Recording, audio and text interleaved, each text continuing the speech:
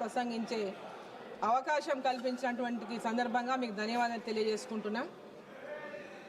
దశాబ్దాల మహిళల కలను నిజం చేస్తూ 2023 సెప్టెంబర్లో నారీ శక్తి వందన్ అధినియం బిల్లును పార్లమెంట్లో పాస్ చేయించి దేశ మహిళలకు ఇచ్చిన మాటను నిలబెట్టుకున్నటువంటి మన యశస్వి ప్రధానమంత్రి శ్రీ నరేంద్ర మోదీ గారికి మహిళలందరి తరఫున కోటి కోటి ధన్యవాదాలు తెలియజేస్తున్నాను అధ్యక్ష. దశాబ్దాలుగా మహిళలు రాజకీయాల్లో తక్కువ ప్రాతినిధ్యం కలిగి ఉన్నారు అధ్యక్ష. ఈ బిల్లు అమలులోకి రావడం వల్ల మహిళల యొక్క గొంతులు చట్టసభల్లో మరింత బలంగా వినిపించేటటువంటి అవకాశం వస్తుంది అధ్యక్ష. నిర్ణయాలలో కూడా సమతుల్యత వస్తుంది అధ్యక్ష. సమాజ అభివృద్ధికి కొత్త దిశ ఏర్పడుతుంది అధ్యక్ష. ఈ మహిళా రిజర్వేషన్ బిల్లును 2029 ఎన్నికల నాటికి అమలు చేయాలనే ఉద్దేశంతో సమావేశాలు నిర్వహించి అందరితో కోఆర్డినేషన్ చేసుకొని రాబోయే ఎన్నికల్లో మహిళా రిజర్వేషన్ శాతాన్ని పెంచే దిశగా తీసుకున్నటువంటి ఈ నిర్ణయాన్ని హృదయపూర్వకంగా స్వాగతిస్తున్నాను అధ్యక్ష. భారతదేశంలో చరిత్రాత్మకమైనటువంటి మహిళా రిజర్వేషన్ బిల్లును ఈ సభలో ప్రవేశపెడుతున్నటువంటి రిజర్వేషన్ 26 2022లో ప్రవేశపెట్టే దిశగా సవరణ పెడుతున్నటువంటి యొక్క బిల్లులో ఈ మాట్లాడుతున్న ఈ గొప్ప సందర్భంలో సభ్యురాలుగా ఈ సభలో ఉండడం నా అదృష్టంగా భావిస్తున్నాను అధ్యక్ష. సువర్ణ అక్షరాలతో నిలిచిపెట్టేటువంటి చరిత్రాత్మక ఘట్టంలో నన్ను భాగస్వామిని చేసిన నా పాలమూరు పార్లమెంటు నియోజకవర్గ ప్రజలకు హృదయపూర్వక ధన్యవాదాలు తెలియజేస్తాను అధ్యక్ష. ఈ బిల్లు భారత మహిళల సాధికారతకు ఒక నూతన దశను ప్రారంభిస్తుంది అధ్యక్ష. మహిళల ప్రాతినిధ్యం పెరిగే కొద్దీ దేశ పాలన మరి ఇంత సమగ్రంగా సమానత్వంతో ముందుకు సాగుతుంది అధ్యక్ష. వంటింటికి పరిమితమైనటువంటి మహిళలు నేడు అన్ని రంగాల్లో వారి సమర్థతను చాటుతూ భూమి నుంచి దివి దాకా మహిళలు ఎగిసినారు అధ్యక్ష. మరి చట్టసభల్లో కూడా ఈ మహిళలు రావడం వల్ల ఈ దేశ ప్రగతిలో వారి భాగస్వామ్యం అవసరం అధ్యక్ష. అధ్యక్ష, నిన్న ప్రియాంక గాంధీ గారు మాట్లాడుతూ అధ్యక్ష, ప్రియాంక జీనే कल ये बोला अध्यक्ष, Motilal Nehru ji was the first to speak about equal rights for women in politics 1928. But even here Priyanka ji has once again put her family first. 3 years before 1928, in 1925, Mahatma Gandhi ji had already declared, as long as women of India do not take part in public life, there can be no salvation for the country.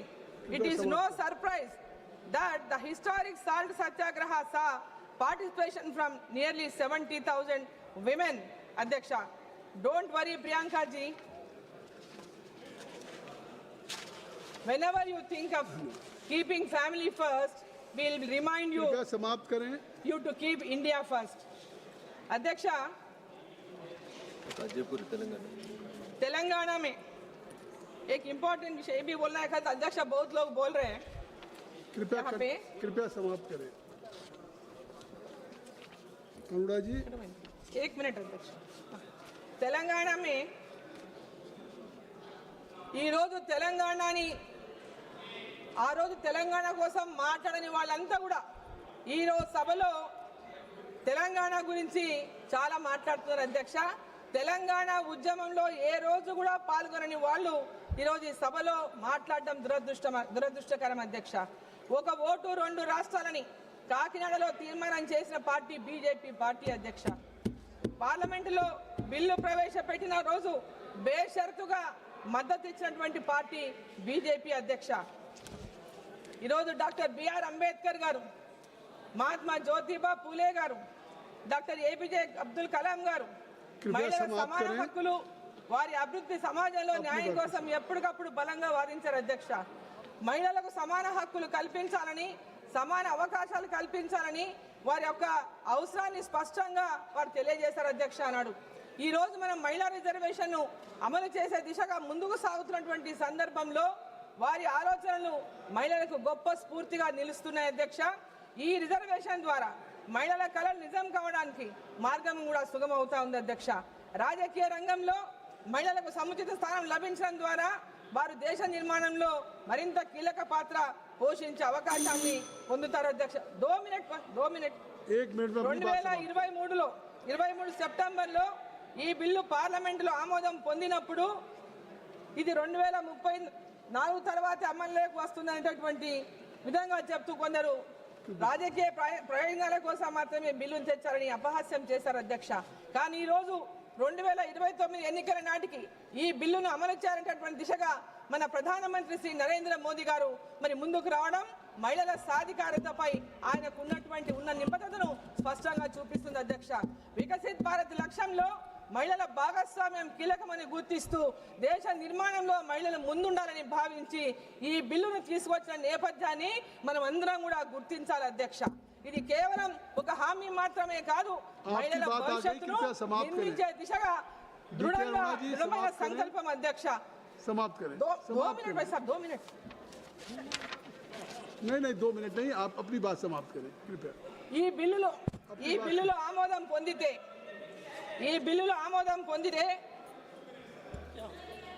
ప్రధానమంత్రి నరేంద్ర మోదీ గారికి ఎన్డీఏకు credit వస్తుందని భావించి వ్యతిరేకించకండి అని సభ్యులను నేను కోరుతా ఉన్నాను అధ్యక్ష. మీరు ఈ డీలిమిటేషన్ పైన కానీ సీట్ల పెంపు పైన కానీ నారీ శక్తి వందన్ అధినియం 2026 పైన సవరణ బిల్లు పైన కానీ వ్యతిరేకిస్తే ప్రజలు మిమ్మల్ని వ్యతిరేకించే పరిస్థితి తెచ్చుకోవద్దని చెప్పి నేను కోరుతా ఉన్నాను అధ్యక్ష. మహిళలు రాజకీయాల్లోకి రావడానికి వస్తే నిలదొక్కుకోవడానికి చాలా ఇబ్బందులు కష్టాలు అనేక సవాళ్లు ఎదుర్కొంటారు అధ్యక్ష.